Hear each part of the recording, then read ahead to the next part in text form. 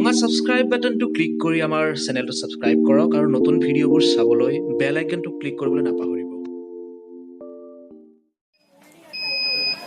Hello' friends, আমি বেংগলোৰত বহুত কেইটা ট্ৰান্সপৰ্ট ইউজ কৰিলোঁ।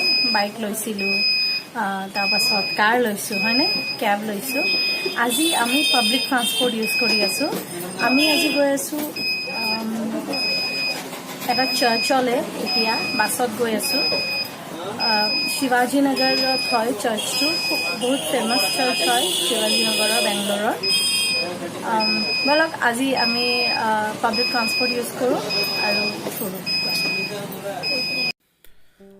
নমস্কাৰ বন্ধুসকল, আমি ইতিমধ্যে আহি বাছেৰে শিৱাজীনগৰ বাছ ষ্টপ পালোহি।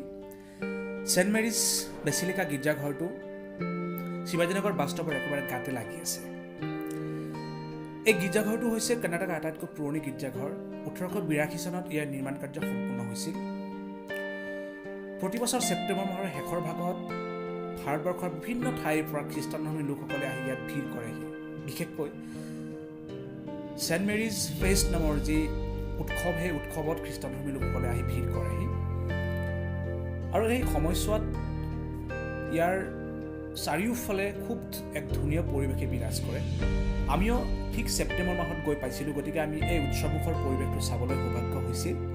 গতিকে ব'লকচোন আমি এই গীৰ্জাঘৰৰ ভিতৰ ভাগ আৰু বাহিৰৰ দৃশ্যবোৰ চাবলৈ চেষ্টা কৰোঁ।